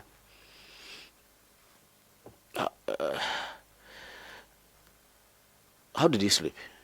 Or muzona kuti zinaweza bwinobwino eh? Honorable Chair, first of all, I think let me correct my best friend. Sin actually a best friend at some point. I said close friend. Because the late vice president was a friend to a lot of people. And no one could ever claim monopoly of friendship of Saulos. Yeah. Just a second ago, I was asking you to confirm that anali nakuva ndi bwino lomwe kuti munali family kapena best friend munavomera kuti yes. Now mukuti you should collect. Which is which kapena? You know, like a best friend, no matter how good you are the closest. But Saulos had a lot of friends and he was close to a lot of people. So that is why I want to correct what he was a close friend. Very close friend. Yeah. And to answer your question, Kudi Kuagona, I think I've said it, Kangapo, Kudi Masiko Seo Sinagone. And even in my submission, I even said that information haunted me. And because of that, I did not sleep, but I did not share. Apart from what tonight past 6 June, on Monday, 29, tinandi a second lady, former second lady, Madam Mary Chilima. Mayankhwana nawo mbuyomo kapena inu kucheza kwanu amene macheza nawo mathirapa mankhwana nali Malemu Salus Classroom. Honorable Chair, ndimacheza nawo and ndimacheza nawo. At what point did you munapanga share now information mene kuti mudanira phone kwa Major Johnson? Honorable Chair, I wish munagaona the way she was. She was very broken, and there's no way anyone in his sane mind would go nugabereka information that is unverified. So I never shared that information mpaka months later. But you shared months later. I'm not talking about the pattern we were living. At what point, when did you share this information to her? Information, I think yesterday. That's why I said months later. You shared it yesterday as Zulu? Yes. Wow. Okay. Chair, my last presentation for the 1 hour Major Johnson. I know Honorable Njawala is coming in, I think, in the second phase. I don't know. Honorable Ansusa. Actually, I think I can talk with it. I wanted to draw you, Chair, to standing order, our standing orders 177, opportunity to reply where evidence is given or statement has been made during proceedings. I wanted to ask you, Chair, using that standing order, if before we go into second phase, it's critical to have Major Johnson retired, and very critical to have Honorable Susa to come and appear before ad hoc committee. I submit, Chair. There's like I said, now you're reading my mind. Yeah, because this is a critical matter. Yeah, so even before you conclude, yeah, for me it's a utmost priority. Okay. Yeah. Do wakasangaza. Zikomo kwambiri, Chair. Poyamba tikupepeseni kuti pangozi imene inachitika 2024 inuyo munaluza mzanu. Ine ndi George Jefferson Katsipatike, ndine phungu wa nyumba ya malamulo kudowa Kasangadzi. Ndine mafunso angapo. Poyambirira ndifotokoze kuti mmadziwa kuti munthu ukakhala kuti walumbira umayenera unene zoona zokha. Honorable Chair, that I know, yeah. Chabwino, ulendo wanu ku South Africa munanyamuka ku Malawi tsiku lake liti? Nanyamuka Friday, that was Friday 7th, 7, 8, 9, 10, 7th. Muli ku South Africa achilima kukhala mzanu. Tukuva kuti pa 7, 8 mpaka pa 9 anali ku South Africa komweko. Munakumana nawo? Honorable Chair, ninakumana nawo.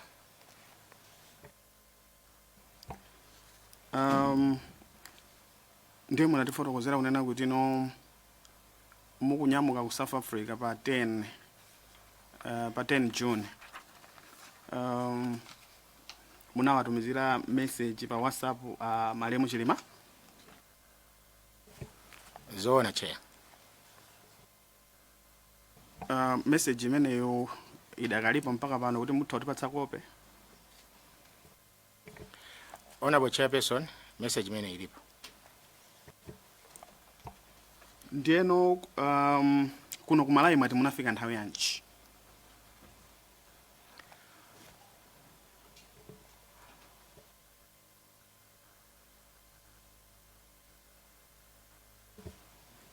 Nthawi yeniyeni nditha kulakwisa ndikatchula koma ndege imafika ndikumbukira pa imanyamuka mafika past 3, I think we are about past 4 o'clock.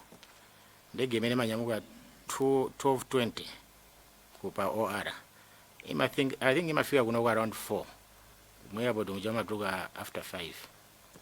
So yeah. Ndiye munafotokoza unena kuti ulendo oti achiri mapita ku maliro ala Africa Sambala sanakuzenipo kuti apita munamvera kwa Captain Mase?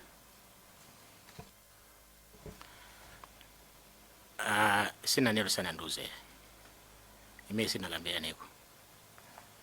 Chifamu ripoti yanu ndikawerenga. Chair ndikuona pamene proposal the presentation is not paginated. Pamene akufotokoza kuti no pamene mukunena kuti no mwaika quotation izimene mmankhulana ndi Captain Mase. Mukunena kuti you called me kufu inuyo kuuza Captain Mase. Ndi Captain Mase akuyankha kunena kuti yes ndimafuna ndikuuze kuti ndege ya bwana yasowa. Ndi mukupitiriza kuti yasowa amapita kuti kumaliro alafu. So ndimafuna ndidziwe kunena kuti no funso limene lili ndimaona ngati kuti mwina sinimazitsata bwino kuti amapita kuti pa tsiku limeneli. Mwina mungapange clarify. Honorable Chair, I think that I can clarify. I had a discussion with the late Vice President on Sunday morning on the 9th before he left the hotel to go and drop his daughter en route to the airport. And I'm kind of forced, he wanted information. He thought I had information on the Infa ya Africa Sambala. And we discussed, I said I didn't have much information. And another ninakuti, unfortunately, sindipita. Because Echi akuchokapo and I need to see him off. To which inena zanena, because we had dinner the previous night and the other night. To which I said, and on top of that, Chief, Matoba, Zolija Masinza, Mupume, if you say Aranyagudi, I'll be represented by Mary. So I said, okay, and you're being represented, so you don't have to go. That's the reason why Ndina Fusa. Okay, Anazanyagudi, if I'm going to go, I'll go by car. For Anazaimba Foni, to which later on I learned kuti it was kwa Mr. Dr. Lagi Sikwesi. Aguna ujeni wakuti chani arranging kuti. Then I thought you said you're not going. He said no, but it has seen the program, your president. Then I'll go. So I left it there. So to my thinking, President Ojoga, Awabida Gunja, I don't think program idani is center. Ida ka gudia center. Abida bagali moto. That is why kubuya issue ndege. So I'm asking, kudi ndege amapita kuti, because ndege was never mentioned on Sunday in our discussion. Chabwino ndiye mwamva kuti mbale wanu Dr. Saulo Chilima wasowa. How did you feel? Mwamva bwanje nuyo kukhala mbale wanu, kukhala nzanu oti mmacheza naye, oti munali naye ngati dzulo lake dzana lake. Mwamva bwanje? Honorable Chair, I think Ibanabwera Mr. Eric Yesaya hapa amene anazachula kuti tili ku Blantyre anamva kwaine. And I think he described kuti amalira mpaka pilot anazanyada 1000 antakomao abange atutumu anthu. So that's how I was feeling. Kusonyeza kuti no mafunitsitsa ndithu kuti no mudziwe kuti chachitika ni chani ndi mbale wanu chifukwa mmalira mu ndege mwere. Ayi, osati ni malira ifani mafandi zo chachitika ndi chani. Ndi malira. Na munali mutadziwa kale kuti mbale wanu amalira. Andi yanke kaiditiro. Yanke pamodzi mafunso amene. Sidudi mafuna kuti iziwe at that point kuchachitika chani. Koma ineyo bene popondo dandaula kuti ndege yanzanga yasowa. And ndege kusowa si chinthu chaching'ono yayi. fa usually kakati ndege sikupezeka mwamba imakhaulire basi. Tinganene kuti pa nthawi imeneyi mafunisitsa ipezeke ndithu ndegeyo kuti anthu tidziwe kuti ili pakuti pakuti. I'm sure aliyese amafuna ndege itapezeka adaziwa kuti ili patipo chachitika ndi chani. Pa 19:8 pa 10 pomwepo munthu wakuwuzani kuti ndege yapezeka. Sichinakhale ngati lilifi kwa inu tsopano kunena kuti ndiye kuti m'bale wanga uja zadziwika kuti ali pakuti pakuti ngakhale kuti zachitika ndi zakuti. Honorable Chair, ikhala bwanji so lilifi ngati munthu sindikhulupirira information. Chifukwa chani information imeneyo simmayikhulupirira nthawi imeneyo? Honorable Chair, ndanena kale because president wa dziko linolo ananena kuti ndege sinapezeke akufufuzabe.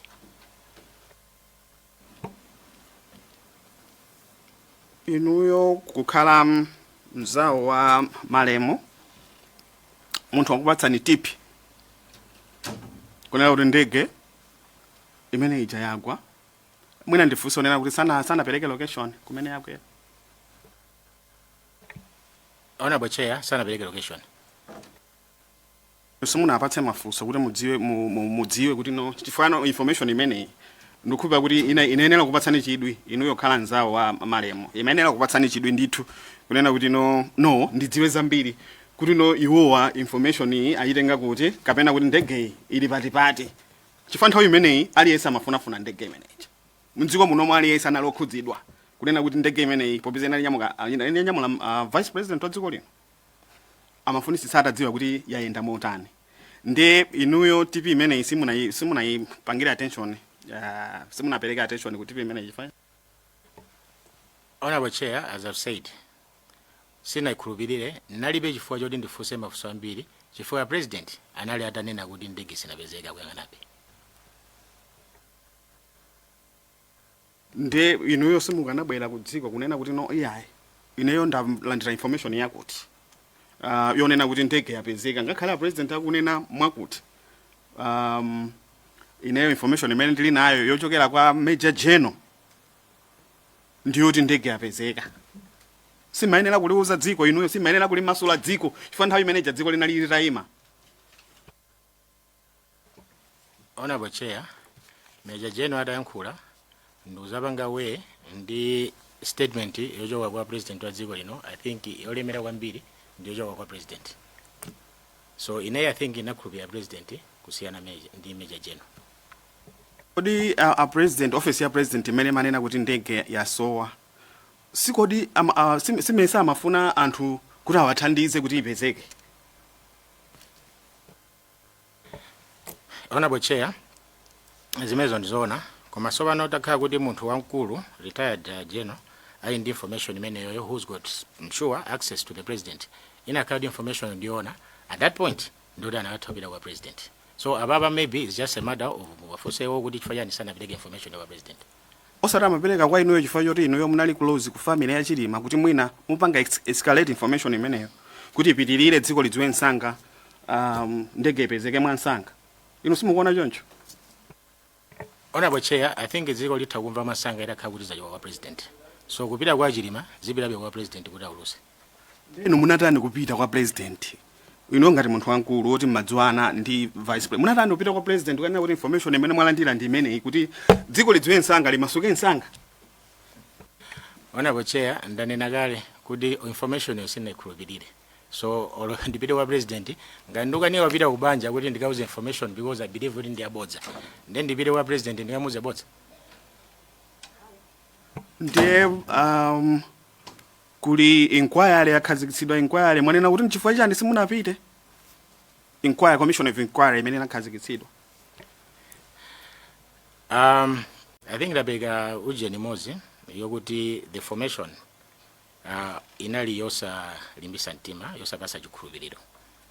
1 2 muta kundi you can agree with me kuti anthu angapo amene abwera kuno amasuka because nthawi imeneyo anthu amakanika kuyankhula. You know, got a good citizen. I assume that you are a good citizen of this country. information imene simunayitengere ku polisi bwanji ukanena ku polisi kuti hayi information yonena kuti ndege yaso watu imene ioneka ngati kuti ino tisayigwiritse ntchito tigwiritse ntchito kuti ndege ilipo chifukwa no ine ndalandira uthenga kwa meja Msondi osapita ku polisi bwanji simunapita ku polisi ukanena nthawi yomweyo mwina kuti no apolisi akhale ngati akufufuzabe ngakhale kuti ino information yommayika ikira. Honorable Chair, I believe kuti amene amatsogolera kafukufuku ndege ameneyo anali apolisi ndi ame. So ngati had that information, most likely the military had that information, most likely the police had that information. So ku police kunapita kwandani. Can you wind up? I think akuyankha. Chair nimafuna be kuti munipatse mpata ndimalizitse. Mafuso ena khanga kubwereza. Ayankha mafuso omwe ukuchoka kwa Mayani Kasina kwa board musanafike. Ndimalizitse ndithu. Just 2 minutes, Chair. Yes, koma ndimangopangira kuti kuli ma witness ena amene sanabwere. Amene akudziwa information yakalero. Koma amalephera kuti abwerese information. Ndeife utapita pa hotline. Kuti ngati mukundi information mubwere. Ndena akasawope kuti ndikapita ukanena pano azandifunsa bani nthawi kasuma mabwera. Manifest side alipo ene si okha alipo ene twafuna kuti abwere panopa then ineso ndikutenga opportunity ngati akudziwa any information abwera za bange volunteer akhauri mwina ku police sana pita nthawi imene yoyo tisakhale chipsinjo koma ngati chili chilungamo asabise chilungamo abwere azapange azanene under oath kutuuza chilungamo zakhala kwa iwo kuzipanga defend kapena ayi ndikufuna ndipange clarify pamene popo. So you may wind up do Kasangaze and ndimafosa malizira.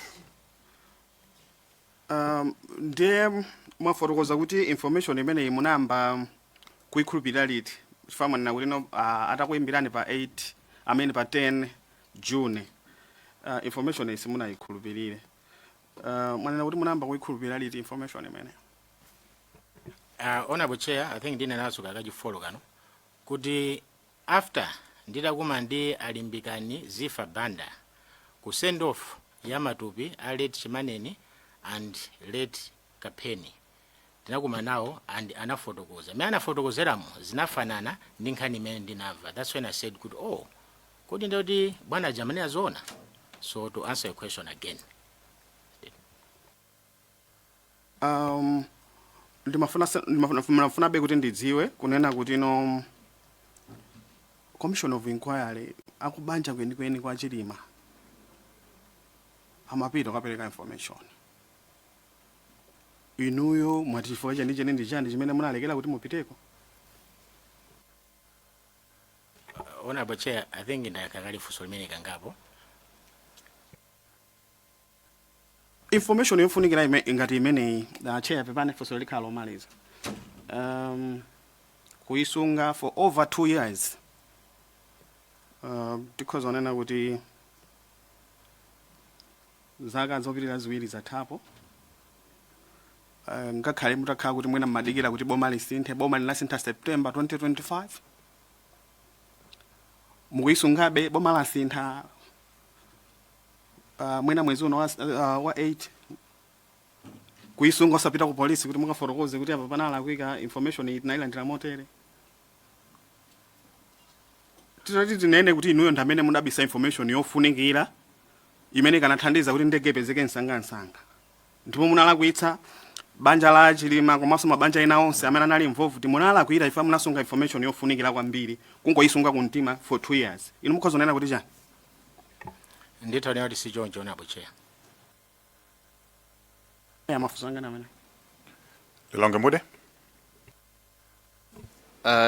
Chair, mafuso ndochepa chifukwa choti zambiri zafusidwa kale koma ndimafuna ndingomva bambo Nthakoma kuti nthawi imene tinamva kuti apolisi apanga call off search adalengezedwa. Of course ena anatiuza kuti ayi ACID ndi ena anapitiriza abe. Inu munamva kuti apolisi apanga call off search usiku umene uja?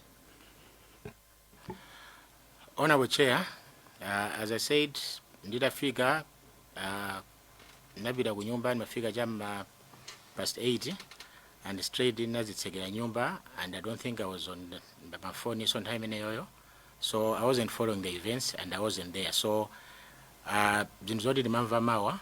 If I comment, I think the card is just yes.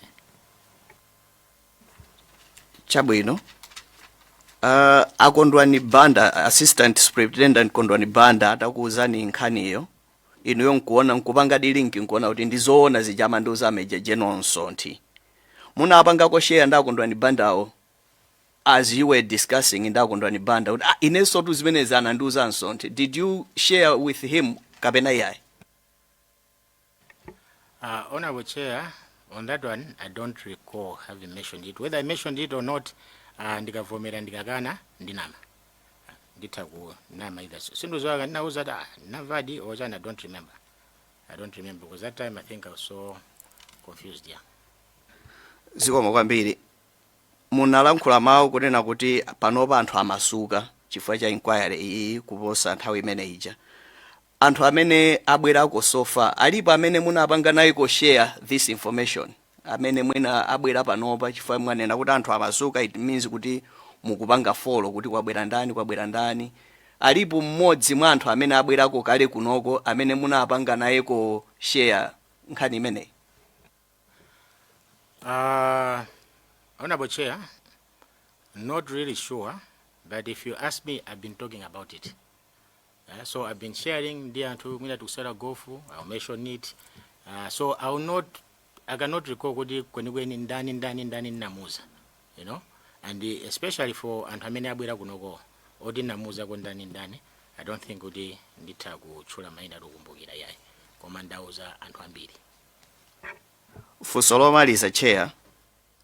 Inuyo mutapanga verify kunena kuti zijama nena Major Jenson zijanzona a president aja ukanga amachedwetsa nkanija zikukanga timwina anadziwa kale chifukwa ngati Major Jenson anadziwa ndoti so mwina a president wonso mwina anadziwa kale simunali ndi mkwiyo kuti mwina information imene idachedwa kuchokera kuboma kuti auza Malawi kuti andege jaru yapezeka kale simunali ndi mkwiyo kunena kuti information imene yachedwa.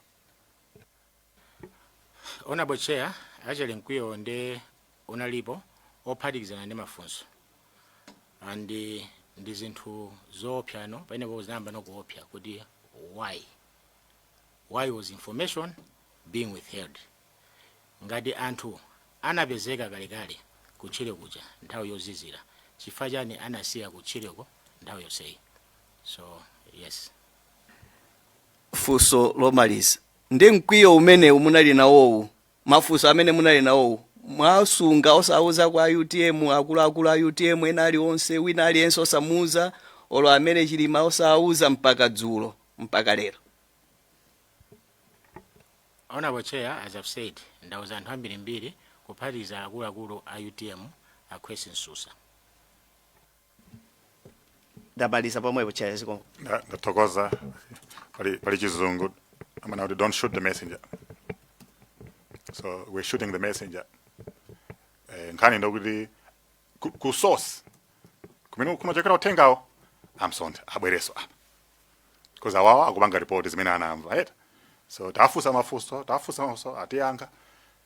Komano nkhani kuti timalizise ipireso kwa ansonde ande ndikubwizana nanu zikanakhala bono ere next week ibeze mpata. Okay, ntaya plenary card zabanga excuse is very important. Mani besesa to take a minute. Tipanga na ma schedules. Mani besesa just want to assure you. Okay. There's Mayani. Aliposto wina ngadamina fama this? Okay, and Mulanje North. Antagoma Musatope. Ndukuziwa atamba ma 9 o'clock. Kama information imene mwabwere sai is a major twist. So, and muna afuna be abange validate. So, try and bear with us. Ziko mwambiri chair kuti mwalola so anthu akudedza mayani kuti afuseso mafuso ena. Bwana Ntakomwa ineyo ndikubwerera pa masiku anu akubwera aja zina zonikanga ndikubwereza, so bear with me just a bit. Nungofuna I should put the things very clear. Munafika ku airport ndi munaimbira mai Mtukule kuti aza kutengeni ndi choncho? Honorable Chair, si choncho. Okay, ndimafuna ndidziwe mutachoka ku airport munapita ku nyumba kapena munapita kwa the late vice president. Nangofuna mundichitire clear. Honorable Chair, in my submission, I've written that from the airport I was driven to Madam Mary's Chilima's residence by a friend. Okay, ndiye mutakafika kumeneko munapeza ali pamisa, mukuikumbuka kuti inali nthawi yanji? Honorable Chair, nthawi yeniyeni ndinama. Okay, munachulaponso kuti mutafika kumeneku munapeza kuti kunali anthu ena ku nyumba kwa the late vice president. Mungakumbuke anthu amene munawapeza pamenepo nthawi imeneyoyo? Honorable Chair, I remember panali mai yawo, if I'm not mistaken, panali Miss Rose Kamoto, panali Mrs. Grace Varela,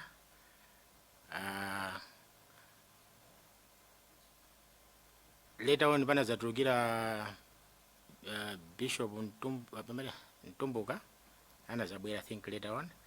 Koma otherwise, ndikukumbuka I think ndamenewo.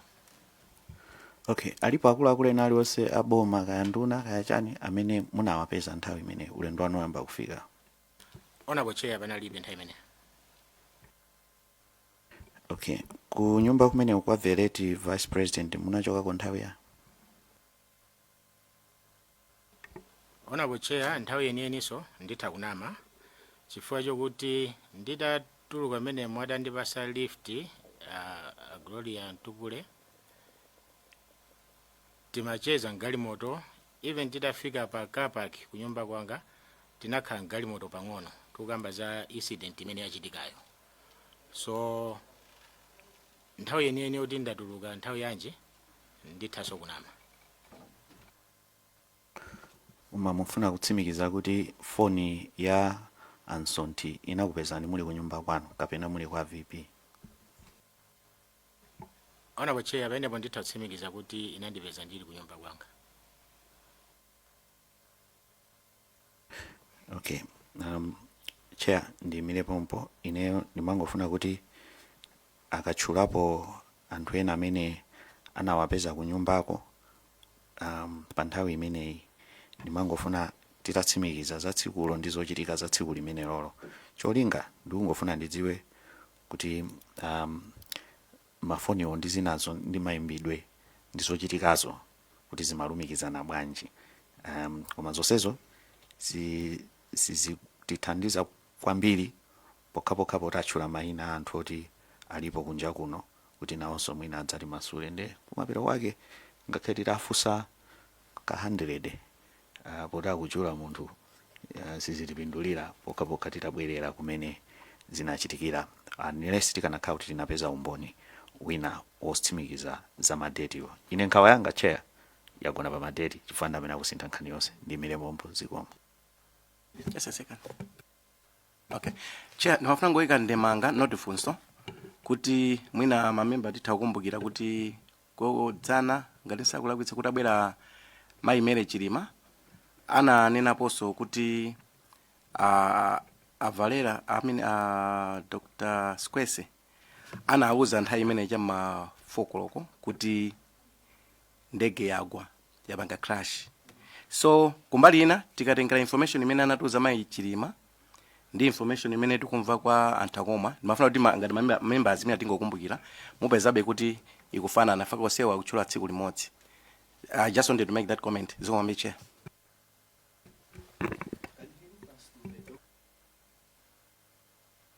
Yeah, there's a report you asked a question.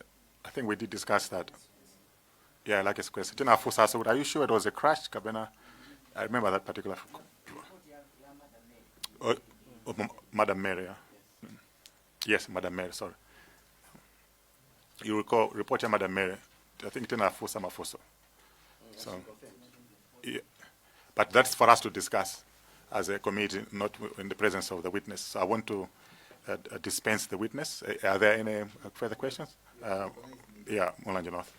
Yeah, mafuso awiri mukufusidwa kuna kodi why now munazankha kuti akoma panopa anthu amasuka ndiye mwina nchifake mwina pakumabwera information ina mafuna kuti mungotilongosolera kapena kuti ambasula kuti matanthauza chani kuti panopa anthu amasuka. I think nditango yankha ndi example imodzi ya mai lapugeni. If you remember, anabweza mwina ka 5 kunena kuti I try to explain koma ndi madulidwa.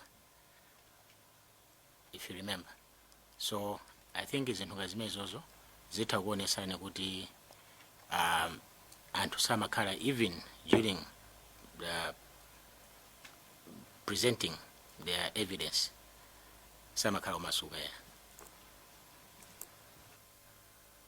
Funso lina ndithu nabwezedwa kambiri oneka kuti munamva information 19/8 from Major General so amene ana retired Major General. At the same time panaliso information imene anapanga confirm then the president unaya kuti ndege sinapezeke. Ndemafusidwa kwambiri kuti bwanji sima ino ifanyani munasankha ku khulupirira information imene anapereka a president at the material time. Honorable Chair, I think imene ndakagaika ngaposo kunena kuti I did not see the reason why if it was being that information was being withheld. Why was it being withheld? So I had no reason to doubt the president.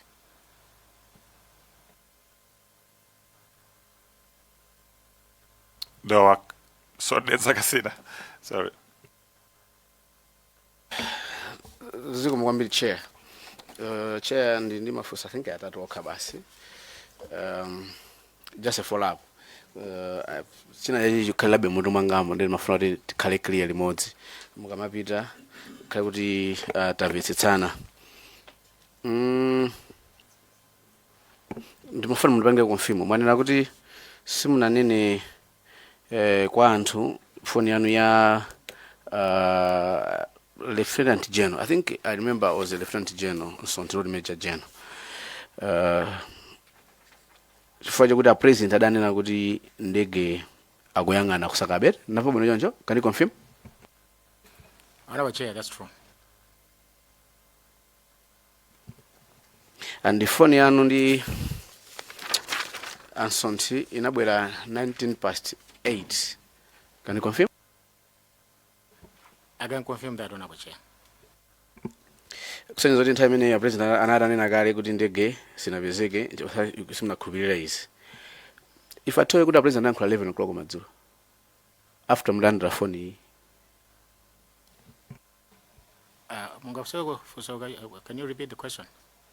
Munapanga confirm kuti chifukwa chimene simunawuzire anthu chifukwa chakuti a president anadanena kuti ndege akufufuzabe. Mwapanga confirm.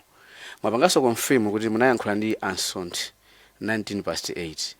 Mwapangaso confirm si choncho?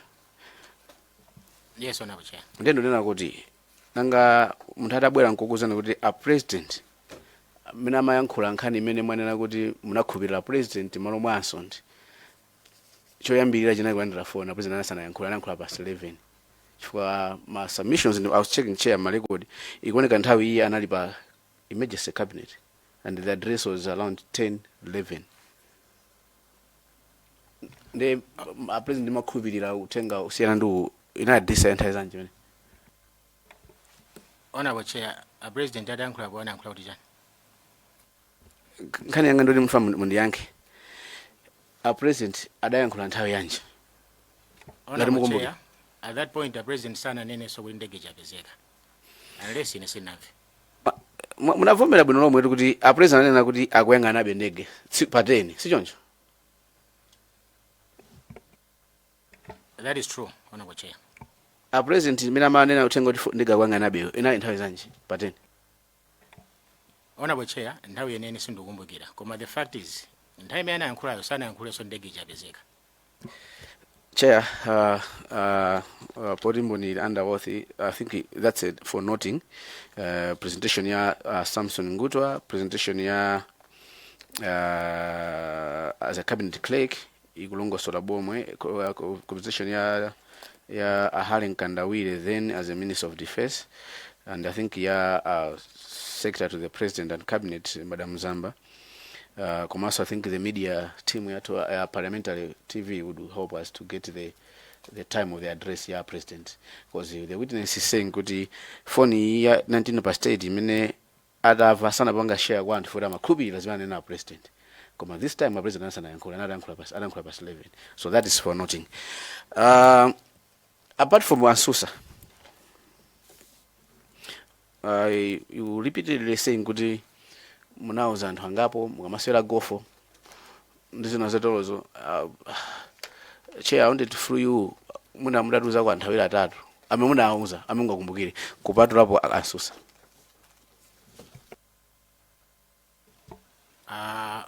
Honorable Chair, I don't know whether ningo chula maina antu without their consent, but otherwise anyway find uzwa kuti they will not mind. I mean that chula kuma balantwena okuti the mind umachula mawangada. No, so I don't know if I have to ask them first before coming back to you.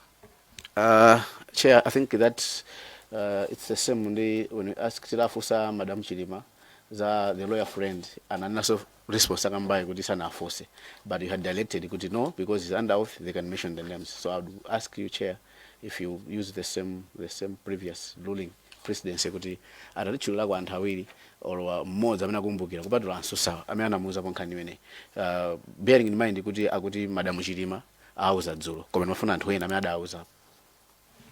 Iwo tanena kuti nkhani samaibisa maika amainena kwa anthu and sana bisa why even kugofa manena kwa wina aliyese.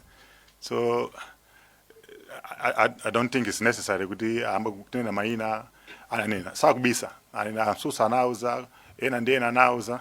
So mbona ngati tunguzungulira pomwepo manifest it won't change anything. Chair, but to me as the Zagasina, I feel it's important to validate the evidence, the witness. Sangachule muntu mmodzi yekha out of many people adauza. So at least if it's mentioned 2 or 3 people, so then it should be the committee to decide to invite all of them or invite one to confirm the story. Mukhoza kumbukira awiri atatu mwina nkhani minute suntepo.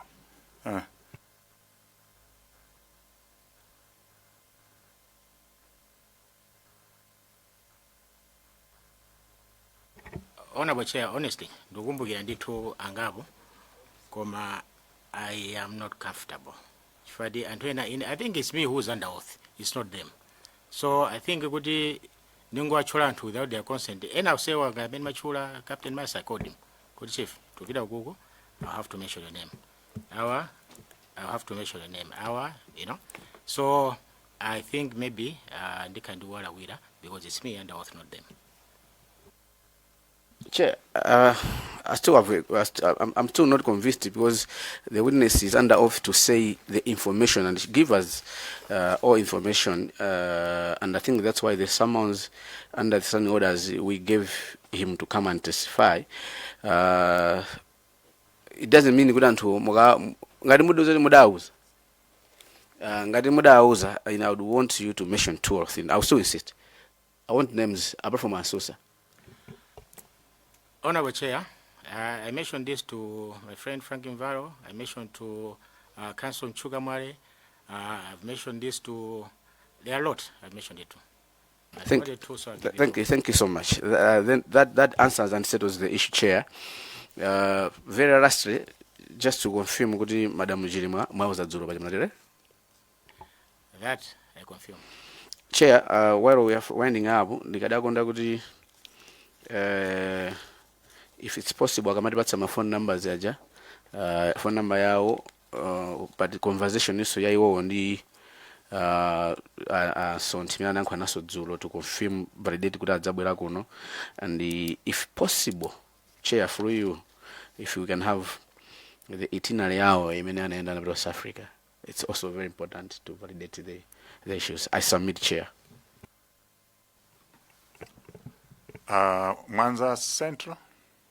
Thank you very much, Chair.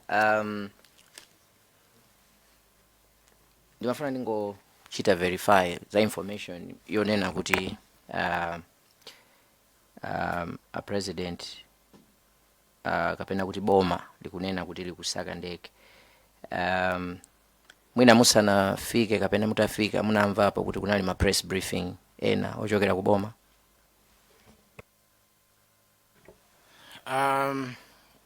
Honestly, I didn't follow kwambiri Eugene, but I remember there was a press briefing. Yeah, Honorable Kunkuyu, the Army Commander. That I remember, yeah. Zikomo kwambiri. Mwina tikhoza kunena kuti zimenezo zimene zimakupangitsani kuti boma pa nthawi limenelo zimene limadziwa ndi zimene amanena Kunkuyu ndi Army Commander. Of course, they are representing Eugene, Honorable Chair. They are representing the president at that point. Zikomo kwambiri Chair.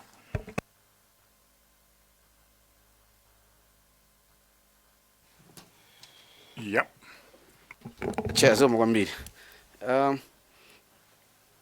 Press conference inachitika ya General Valentino mene mwayankhayo ndi Akunkuyu. Mukumbukira inachitika tsiku lati? Honorable Chair, sindokumbukira. Chair, just for noting, inachitika pa 12, pa 11 mamawa before the presidential address. Phone yaso nthandira kale pa 10. It was in the morning 9 o'clock at COI. Okay. Honorable Chair, just to note, what I've said is, at that point, the president had not announced when ndege yapezeka. So, Zakunkuyu zauje nizungu bwera pano. I think it's not changing nkhani nini mini munabweresa panopa. Yeah, ndi nkhani oti tiona tilondoloze. Zina zikozo magamba chan. Koma iwo abweresa nkhani imene iri ya chilendo ku inquiry ino. Okay, and makumvetserani. Chifukwa kuli ma witness ena amene mwina ine information ina azibanga mantha. Kuti ndikapereka ndi information yatsopano. Koma iniyo mali mtima kuzafotokoza information under oath. So ndino munthu olimba mtima. Is there any other final question to Marizisa? Chairperson, zikomo kwambiri. Antakomwa ndimati ndikuthokozeni malo mwa anthu akuzomba City South constituency. Mujana nene naso adeza mayani kuti nawonso akondwa kwambiri kuti mwatibwesera uthenga umenewo. Munanena kuti mutandira uthenga umenewo tulole mavuta. Sindikudziwa kuti lero mukagona bwanji kuti dziko lonse sopano ladziwa zimene zinali kumtima kwanu. Chairperson, nkhani yanga ndiyokhayo. I submit. Honorable Chair, to be honest with you, panopa nongofira kuti chapepuka. Chatulukako. Itokoze. Siniziwa mwini mawa malizira ngati?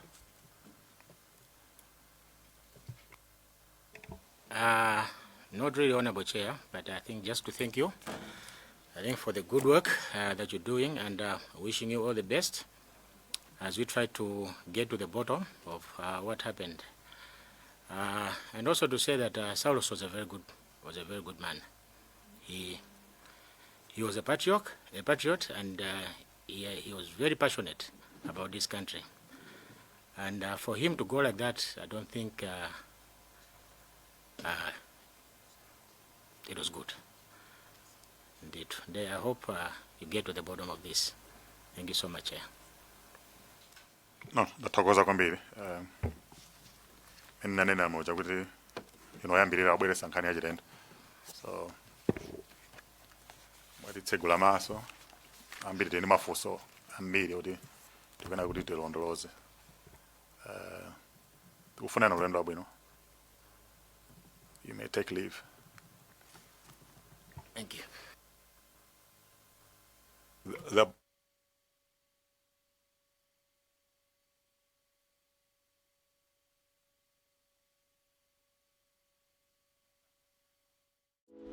Osaiwala kupanga subscribe ku channel ya AMTV Malawi.